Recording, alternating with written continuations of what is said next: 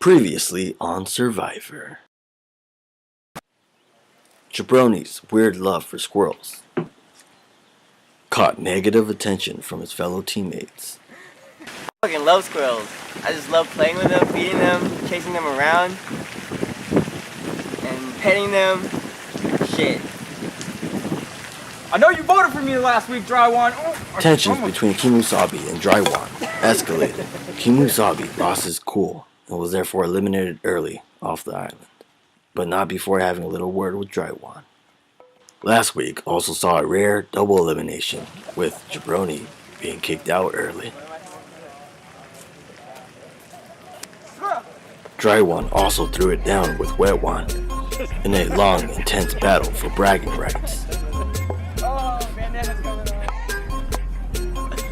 Break it up, you two. Now, on to this week's episode.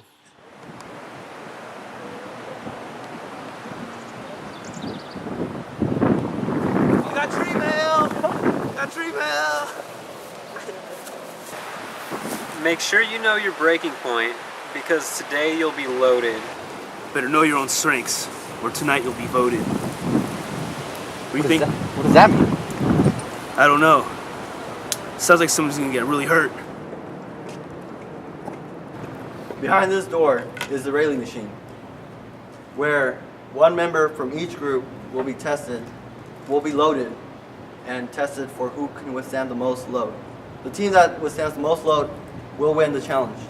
Whoever is being tested, make sure, if you feel like you're reaching your breaking point, tap out.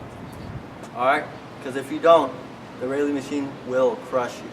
I'm going to give each team a few minutes to go to the calculation chamber and make some calcs to decide who is going to be tested from what team. Alright, understood, team 1? Team 2, do you understand? Alright, let's go! Yeah! Let's go! I'm ready! You know, I was wondering, if you could keep on, because the force is Alright, so the challenge is to see who can resist the railing machine. I think I could do that one. You think you can do it?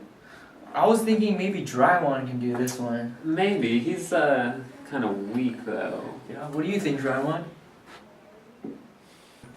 Yeah, the reason why I think Drywan can do it is because if you look here, this is how we're going to be loaded in the railing machine, right?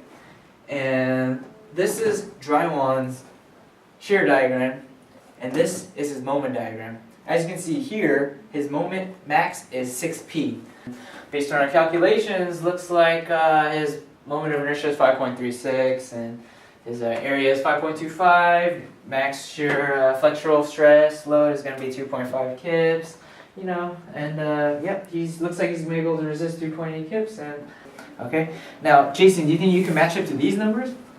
Well, I think I should do it. I mean, I can do calculations too, and according to my calculations, my shear max is going to be about 26,512.336456127 psi, and my shear will be about infinity. Sometimes it's not really about calculations. Sometimes more about these. I just have a couple issues. Jason, I just don't think you're rigid enough, buddy. I'm the most rigid one here. Yeah, I don't think Jason knows what rigid even means. I don't know what rigid means. I think we should just go with Drywan. Alright, so judging from their calcs, I think Drywan's gonna do the board, so I think you should do it. Is that cool? Alright, good.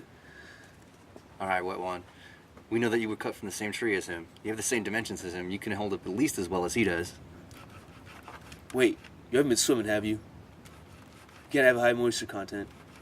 Alright, good. Because if you do, we gotta apply some wet surface factors.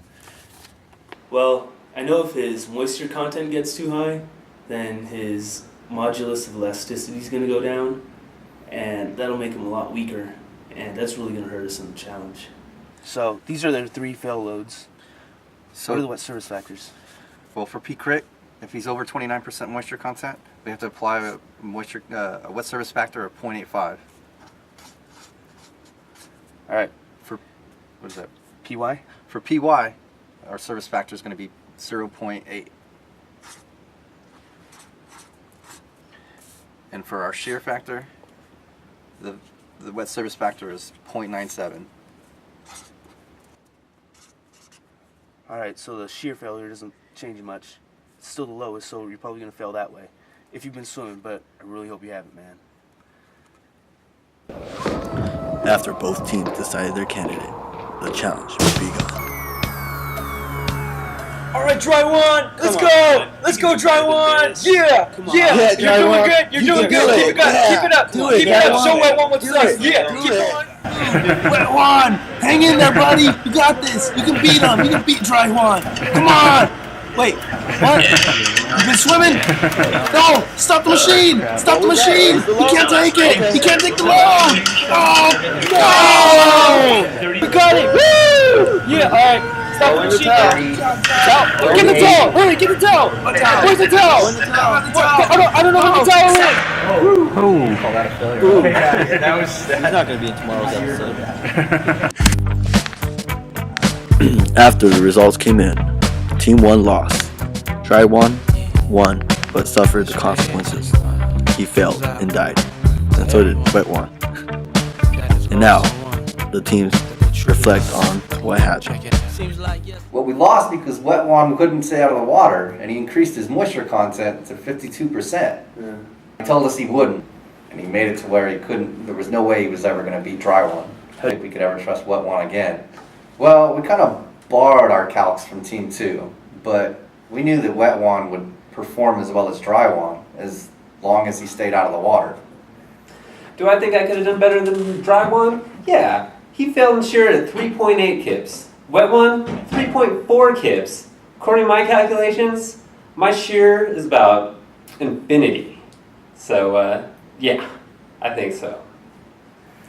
Actually, he actually did really good. He did way better than we expected him to. We expected him to fail at around like 2.08 kips, and he actually failed at about 3.8. So he did way better than we thought, and this is probably due to the variability in wood, you know.